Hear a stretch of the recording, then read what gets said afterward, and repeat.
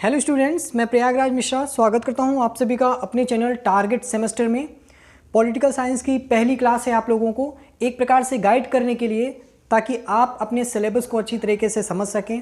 कैसी स्ट्रेटेजी रहने वाली है, क्या क्या पढ़ना है, कितना पढ़ना है, कैसे पढ़ना है, सब कुछ मैं इस वीडियो में बताऊँगा।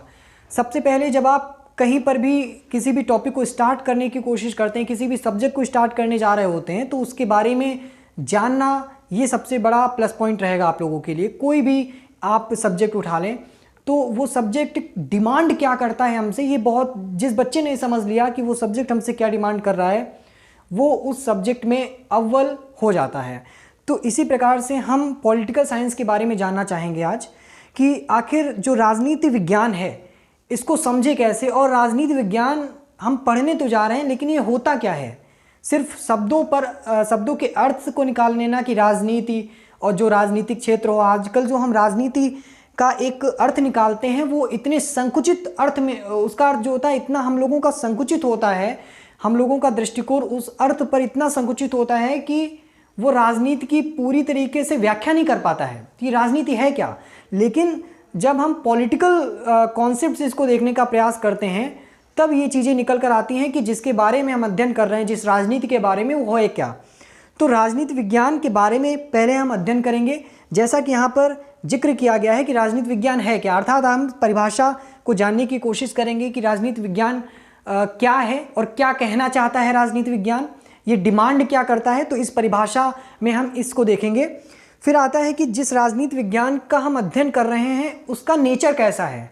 जैसे कि हम मनुष्य हैं, हमारा अपना एक स्वभाव होता है, अपनी एक प्रकृति होती है, अपने एक जीवन जीने का तरीका होता है। तो उसी तरह राजनीति विज्ञान का भी अपने क्षेत्र में महत्व होता है, वो अपने नेचर के लिए जाना जाता है। तो उसको समझने की कोशिश करेंगे कि राजनीति विज्ञान का नेचर कैसा है। और फिर बात आती है कि अगर एक पर्टिकुलर सब्जेक्ट को पढ़ते हैं तो उसका एरिया कहीं ना कहीं पर जाके तो लिमिटेड होगा ना, कहीं पर जाकर उसका अंत तो होगा ना, उसका कोई क्षेत्र निश्चित होगा ना। तो इसी बारे में हम बात करेंगे कि आखिर इसका क्षेत्र कैसा होता है।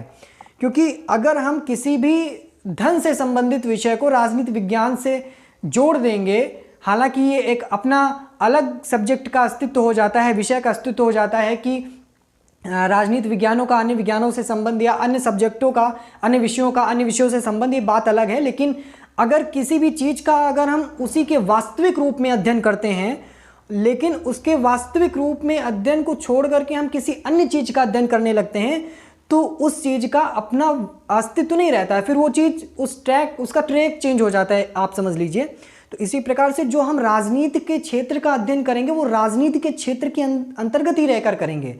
माना कि हर एक विषय का अपना एक ऐसा विषय जरूर होता है जो उसके साथ चल रहा होता है, और उसी के रूप में जब हम देखते हैं कि जो, मान लीजिए अगर हम राजनीति के बारे में अध्ययन करते हैं तो राजनीति में कुछ क्रियाएं हो रही होंगी, उस राजनीति के क्षेत्र में कुछ क्रियाएं हो रही होंगी, वो क्रियाएं भी किसी अन्य सब्जेक्टों से रिलेट करेंगी, किसी अन्य विषयों से संबंधित तो होंगी। जैसे मान लीजिए हम राजनीति का अध्ययन करते हैं, तो अब आप दिमाग लगाइए इस चीज़ के लिए कि हम राजनीति का अध्ययन कर रहे हैं, लेकिन हम राजनीति का अध्ययन कहाँ कर रहे हैं। हम राजनीति का अध्ययन तो एक समाज में रह के कर रहे हैं ना, तो उसका समाज से कोई ना कोई संबंध है।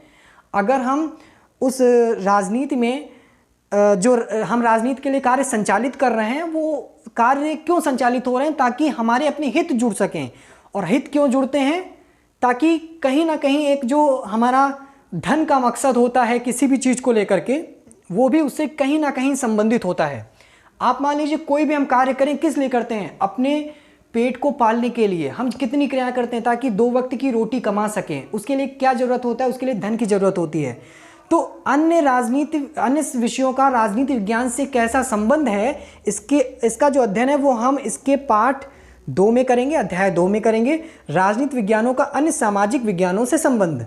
और इसके बाद हम राजनीति विज्ञान की अध्ययन पद्धतियों पर फोकस करेंगे, मैथड्स ऑफ स्टडी, कि जिस विषय के बारे में हम जानकारी कर रहे हैं, जिस विषय के बारे में हम अध्ययन करने जा रहे हैं, आखिर उसका अध्ययन हम किस मेथड से कर सकेंगे, क्या पद्धति होगी। ठीक है, अगर मान लीजिए आप मान लीजिए एक डॉक्टर है, एक डॉक्टर अगर किसी का ऑपरेशन करने जा रहा है, तो उसके लिए वो किस इंस्ट्रूमेंट का प्रयोग करेगा, उस इंस्ट्रूमेंट को प्रयोग करने का, चलाने का उसे जो प्रशिक्षण प्राप्त हुआ होगा वो किसी पद्धति पर आधारित होगा, तभी वो सिस्टम करेगा। अगर मान लीजिए किसी मतलब कोई भी अगर ऐसा हुआ जहाँ पर ऑपरेशन करना हुआ, तो ऑपरेशन एक पद्धति के रूप में देखी जाएगी, ठीक है। जिन हथियारों का प्रयोग करके हम उसको चीरफाड़ के रूप में जानते हैं वो एक ऑपरेशन कहलाता है, तो ऑपरेशन एक पद्धति हो गई। उसी प्रकार से हम देखेंगे कि जिस राजनीति विज्ञान का हम अध्ययन करना चाहते हैं वो राजनीति विज्ञान का अध्ययन हम किस पद्धति के माध्यम से करेंगे, ठीक है। इसके बाद आएगा बच्चों कि राजनीति विज्ञान का परंपरागत दृष्टिकोण क्या है। ये बहुत ही अच्छे से, बहुत ही डिटेल में आपको बताऊंगा एक लेक्चर देके क्या होता क्या है और इसके बारे में विचारकों का क्या दृष्टिकोण है, परंपरागत दृष्टिकोण क्या होते हैं। अब ये दृष्टिकोण से तात्पर्य क्या है बच्चों, बहुत ही ध्यान से सुनना। जब किसी भी दृष्टिकोण की बात आती है यानी कि उसके लिए जो अप्रोच है वो क्या होनी चाहिए। अगर राजनीति विज्ञान का अपना अस्तित्व है, राजनीति विज्ञान अपने क्षेत्र में सीमित है, राजनीति विज्ञान का अन्य विज्ञानों के साथ संबंध भी है, तो हम ये देखेंगे कि एक विचारक होने के नाते हमारा उसके प्रति दृष्टिकोण कैसा है, एक आम नागरिक होने के नाते हमारा दृष्टिकोण कैसा है। तो ये दृष्टिकोण कैसे निर्धारित करेंगे, इनको देखने की हम बात करेंगे। हालांकि यहाँ पर जो पुस्तक में आपके बताया गया है, इसको जब हम पढ़ेंगे तो निकल कर आएगा कि अन्य विचारकों के इस राजनीति विज्ञान के दृष्टिकोण पर आधारित हैं, जिनमें से कुछ परंपरागत होंगे, कुछ आधुनिक दृष्टिकोण सम्मिलित होंगे, ठीक है। अब मान लीजिए हमारा ही दृष्टिकोण है, हम लोग जिस राजनीति को आज वर्तमान संदर्भ में देखते हैं जिस दृष्टिकोण से, वो दृष्टिकोण इन विचारकों से मेल नहीं खाता है, वो उससे बिल्कुल भिन्न है। तो इस प्रकार से समझने की कोशिश करेंगे कि यहाँ पर जो दृष्टिकोण है, चाहे वो परंपरागत दृष्टिकोण हो, चाहे वो आधुनिक दृष्टिकोण हो, एक दूसरे से कैसे भिन्न है, कैसे अलग है, इसके बारे में जानने की कोशिश करेंगे। इसके बाद आता है व्यवहारवाद, ठीक है, बिहेवियरलिज्म। बिहेवियरलिज्म, व्यवहारवाद क्या है, इसका मतलब एक ऐसी पद्धति है व्यवहारवाद, मान लीजिए कि जो अस्तित्व में आई राजनीति के क्षेत्र के अंतर्गत रहते हुए, ठीक है। इसके बारे में अध्ययन करेंगे। और उसके बाद उत्तर व्यवहारवाद। व्यवहारवाद भी जो आपका है पोस्ट बिहेवियरलिज्म जिसको कहा जाता है, बिहेवियरलिज्म और पोस्ट बिहेवियरलिज्म, इसके बारे में अध्ययन करेंगे। इसके बाद आएगा कि राज्य और उसके तत्व, ये क्या है, स्टेट एंड इट्स एलिमेंट्स, इनके बारे में हम अध्ययन करेंगे। इसके बाद आएगा कि राज्य की उत्पत्ति कैसे हुई, विभिन्न सिद्धांत क्या हैं, इसकी जो वेरियस थियोरीज हैं वो क्या हैं। जब राज्य के बारे में बात आएगी तो राज्य क्या होता है, दरअसल हम लोग जिस संदर्भ में, जिस दृष्टिकोण से राज्य को आजकल देखते हैं वो दृष्टिकोण विचारकों से मेल नहीं खाता है, क्योंकि हम राज्य को एक बस ऐसे सत्ता के हाथ में देखने का प्रयास करते हैं, एक सरकार जो उसे चलाती है सिर्फ उसी नज़रों से देखते हैं कि ये राज्य है, लेकिन इसके पीछे भी कई शक्तियां हैं जो कार्य कर रही होती हैं। जैसे इसकी सीमा, इसकी जनसंख्या क्या होनी चाहिए, ये कई चीज़ें हैं। कई विचारकों ने जनसंख्या पर जोर दिया है, कई विचारकों ने कहा है कि राज्य की कोई जनसंख्या ही नहीं होनी चाहिए, ये कितने भी हो उसका क्षेत्र सीमित होना चाहिए। अनेक अपने अपने विचारकों के अनेक अपने अपने दृष्टिकोण हैं, उन पर बात करेंगे। इसके कुछ सिद्धांत हैं कि राज्य की उत्पत्ति हुई कैसे। अब किसी भी चीज़ का कोई उद्भव होगा तो कहीं ना कहीं से तो इनिशियल पॉइंट आएगा ना कहीं से उसका आरंभ तो हुआ होगा, तो उसी आरंभ के विषय में हर एक विचारक का अपना दृष्टिकोण है कि इसकी उत्पत्ति हुई कैसे, ठीक है, सबके अपने अपने माध्यम में बताने के। इसके बाद आता है कि राज्य की प्रकृति के सिद्धांत क्या हैं। जैसे मैंने अभी बोला राजनीति विज्ञान की प्रकृति, उसी प्रकार आपकी राज्य की प्रकृति। फिर ये जो राज्य है, राज्य का काम क्या होता है, इसके कुछ उद्देश्य होते हैं, और अगर कुछ उद्देश्य हैं तो ये कार्य तो करेगा, उद्देश्यों को पूरा करने के लिए ही कार्य किया जाता है। इसके विविध सिद्धांत भी होंगे, जिन सिद्धांतों पर राज्य चलता है, जिस सिद्धांतों पर राज्य की कार्यप्रणाली संचालित की जाती है, इसके अपने सिद्धांत होंगे। वो सिद्धांत राजनीति विज्ञान से कैसे मेल खाते हैं, कैसे संबंधित होते हैं, इसके बारे में बात करेंगे। एक लोक कल्याणकारी राज्य क्या होता है, जो हमारे संविधान में जिसका उल्लेख किया गया है, संविधान की प्रस्तावना में लोक कल्याणकारी राज्य के बारे में, ये क्या है लोक कल्याणकारी राज्य। राज्य तो बहुत हुए, लेकिन राज्य की अपनी प्रकृति के अनुसार एक राज्य कैसा होना चाहिए जहां पर हर नागरिक सुख और चैन से रह सके, ये लोक कल्याणकारी राज्य के बारे में हम बताएंगे। बहुत ही इसके अलग अलग अपने कॉन्सेप्ट हैं, इनके बारे में डिटेल से जानकारी करेंगे, ठीक है। इसके बाद आती है कि हम लोग अपने जीवन में कई शब्दों का प्रयोग करते हैं, जैसे यहाँ पर आपका दिया गया है स्वतंत्रता, समानता, न्याय, कानून। ये है क्या ये अपने शब्दार्थ का ही एक प्रकार से अर्थ स्पष्ट करना चाहते हैं, ऐसा नहीं है। इसके भी बहुत दृष्टिकोण हैं, अलग अलग दृष्टिकोण हैं, अलग अलग विचारकों ने अलग अलग तरीके से इसको पेश किया है सबके सामने। तो उनके विचारों को पढ़ेंगे कि आखिर कैसे स्वतंत्रता बनी, कैसे समानता हुई, कैसे न्याय हुआ और कैसे कानून बना। इन सब चीज़ों के बारे में हम जानकारी करेंगे, सबके अपने दृष्टिकोण हैं उनके बारे में पढ़ेंगे। और इसके बाद हम लोगों का आता है सेकंड पेपर, जो कि भारत का राष्ट्रीय आंदोलन से संबंधित है। इसके बारे में ज़्यादा डिटेल से बताने की ज़रूरत नहीं है कि इसमें क्या है, ये आप लोग इसके अर्थ को ही निकाल लेंगे कि भारत में राष्ट्रवाद का जन्म तथा विकास, भारतीय राष्ट्रीय कांग्रेस। भारत में राष्ट्रवाद क्या हुआ, अब यहाँ पे राष्ट्रवाद एक शब्द आया है, लेकिन इसके बारे में मैं एक अलग वीडियो में आपको बता दूंगा इसी चैनल पर कि राष्ट्रवाद क्या होता है। जिस भारत में राष्ट्रवाद के उदय की हम बात करेंगे वो राष्ट्रवाद क्या है। जब तक आपको राष्ट्रवाद नहीं पता चलेगा तब तक आप भारत में राष्ट्रवाद के उदय की व्याख्या नहीं कर सकते हैं।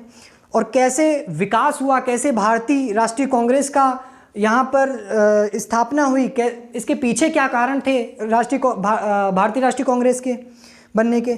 इसके बाद आता है कि उदारवाद, जब यहाँ पर आपका चल रहा है राष्ट्रीय आंदोलन की बात, तो उदारवाद, उग्रवाद, यहाँ पर आप लोगों की कल्पनाएं थी। कल्पनाएं क्या है, मतलब दो प्रकार के समूह हुआ करते थे उस समय आधुनिक भारत के इतिहास में, उदारवाद और उग्रवाद। और ये दोनों कांग्रेस के ही दोनों अंश थे और दोनों ही कांग्रेस का जब विभाजन हुआ तभी ये निकले थे। इनके बारे में बात करेंगे। भारत में क्रांतिकारी आंदोलन, यहाँ पे कई आंदोलन हुए भारत में जो कि क्रांतिकारी हैं, ठीक है, इसके बारे में हम बात करेंगे। स्वराज दल, यहाँ पर जो स्वराज पार्टी की स्थापना हुई, इसके बारे में बात करेंगे। असहयोग आंदोलन जो हुआ उसके बारे में, और फिर सविनय अवज्ञा, मैकडोनाल्ड निर्णय व पूना समझौता हुआ, इसके बारे में बात करेंगे। भारत शासन अधिनियम 1935 के बारे में बात करेंगे। भारत छोड़ो आंदोलन जो चला था उसके बारे में बात करेंगे। मुस्लिम लीग की राजनीति, इसके बारे में बात करेंगे। क्रिप्स मिशन तथा कैबिनेट मिशन के बारे में बात करेंगे। और भारत का विभाजन कैसे हुआ इसके बारे में हम यहाँ पर बात करेंगे। तो फिलहाल फ्रेंड्स आपका ये सिलेबस है, ज़्यादा इधर उधर जाने की ज़रूरत नहीं है। चीज़ों को बहुत ही टू द पॉइंट हिट करके मैं बताऊंगा। जितना आपके अकॉर्डिंग, आपके सेमेस्टर के अकॉर्डिंग रहेगा वो सिलेबस में दिया हुआ है, उसी के हिसाब से मैं चलूँगा, ठीक है। सब कुछ कवर होगा, कुछ भी छूटने वाला नहीं है पॉलिटिकल साइंस में, ये जिम्मेदारी हमारी है। बस आप लोग चैनल पे नए हैं तो चैनल को सब्सक्राइब कर लीजिएगा, ताकि आप लोग यहाँ पर जितनी भी हम लोगों से फैसिलिटीज़ हैं हम लोग आपको देंगे और आप लोग भी उनका अच्छे से सदुपयोग करिएगा, ठीक है। यहाँ पे आप लोग को PDF भी अवेलेबल हो जाएगा, ठीक है। कोई भी प्रॉब्लम हो आप लोग हमसे कमेंट करके पूछ सकते हैं, या आप लोग हमारा जो WhatsApp नंबर है वहाँ पर भी कमेंट करके पूछ सकते हैं कि कोई भी क्वेश्चन हो आप लोग बेझिझक हमसे पूछिए, मैं आप लोगों के लिए ऑलवेज़ यहाँ पर अवेलेबल हूँ, ठीक है। तो बस आप लोगों को काम इतना करना है कि चैनल पे नए हैं और प्रिपरेशन करना चाहते हैं तो चैनल को सब्सक्राइब कर लीजिएगा और बेल आइकन को प्रेस कर दीजिएगा, ताकि कोई भी नोटिफिकेशन आपसे मिस ना हो सके। आई होप कि ये वीडियो सिलेबस जो मैंने आपको समझाया है कि क्या पढ़ना है, कैसे पढ़ना है, कितना पढ़ना है, इसके बारे में मैंने बताया, आप लोगों को समझ में आया होगा। समझ में आया है, वीडियो अच्छी लगी है तो लाइक कर दीजिएगा और वीडियो को ज़्यादा से ज़्यादा शेयर करिएगा उन स्टूडेंट्स को जो सेमेस्टर एग्जाम की प्रिपरेशन करना चाहते हैं। हमारे साथ जुड़ने के लिए आप सभी का बहुत बहुत धन्यवाद।